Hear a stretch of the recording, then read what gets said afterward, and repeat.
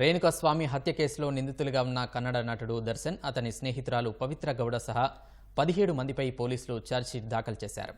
దాదాపు 4000 పేజీలు ఉన్న అభియోగపత్రంలో 231 మంది సాక్షుల వాంగ్మూలాలు, సాంకేతిక, ఎలక్ట్రానిక్ ఆధారాలను పోలీసులు పొందుపరిచారు. ప్రస్తుతం నిందితులు అందరూ కర్ణాటకలోని వేర్వేరు కారాగారాల్లో జ్యుడిషియల్ కస్టడీలో ఉన్నారు.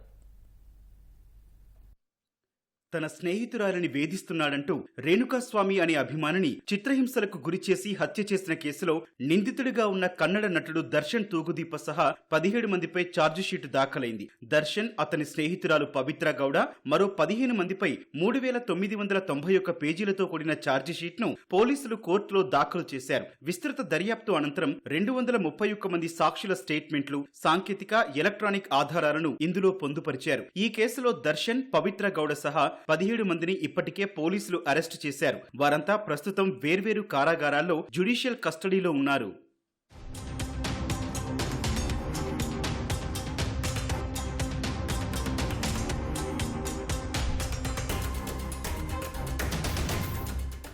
రేణుకాస్వామి హత్య కేసులో 3 ప్రత్యక్ష సాక్షులు, 27 మంది సాక్షుల వాంగ్మూలాలను కోర్టు రికార్డు చేసింది. ఈ కేసుకు సంబంధించిన అనేక వస్తువులను ఫోరెన్సిక్ పరిశోధనశాల FSL, కేంద్ర ఫోరెన్సిక్ సైన్స్ ల్యాబొరేటరీ CFSL కు పంపినట్లు పోలీసులు తెలిపారు. ఇప్పటికే కొన్ని నివేదికలు అందగా CFSL నుంచి మరికొన్ని రిపోర్టులు అందాల్సి ఉందని తెలిపారు. సాక్షుల్లో 56 మంది పోలీసు అధికారులు కూడా ఉన్నారు. ప్రత్యక్ష సాక్షులు, సాంకేతిక, శాస్త్రీయ, ఇతర ఆధారాలను పోలీసులు సేకరించారు. వాటన్నింటినీ కోర్టుకు సమర్పించారు. దర్శన్, ఇతర నిందితుల నుంచి స్వాధీనం చేసుకున్న రక్తపు మరకలున్న దుస్తుల ఫోరెన్సిక్ నివేదికలు, నేరం జరిగిన ప్రదేశం ఫోటోగ్రాఫ్లు, దర్శన్ CCTV దృశ్యాలు, అతడి స్నేహితురాలు పవిత్ర గౌడ వద్ద నుంచి స్వాధీనం చేసుకున్న రక్తపు మరకల చెప్పులు పోలీసులు సేకరించారు.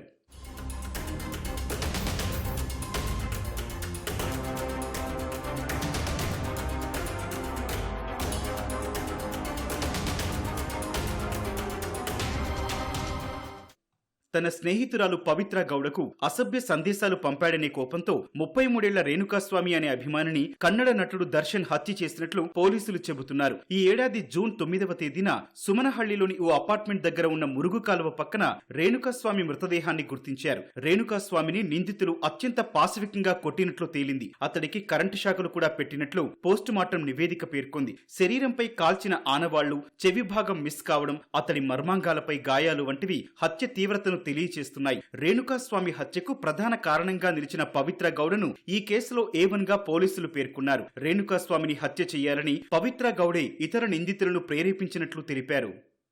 పరప్పన అగ్రహార కేంద్ర కారాగారంలో విచారణ ఖైదీగా ఉన్న దర్శన్ను బెంగళూరు న్యాయస్థానం ఆదేశాల మేరకు ఇటీవలే బళ్ళారి జైలుకు తరలించారు. కారాగారం బ్యారెక్ నుంచి అతడు బయటికొచ్చి స్నేహితులతో కూర్చొని కాఫీ, సిగరెట్ తాగుతున్న చిత్రం ఒకటి బయటకొచ్చింది. ఇది తీవ్ర చర్చకు దారితీసింది. ఈ చిత్రాలు వైరల్ గా మారడంతో కర్ణాటక ప్రభుత్వం కన్నెర్ర చేసింది. అతడిని న్యాయస్థానం ఆదేశాల మేరకు మరో జైలుకు తరలించింది.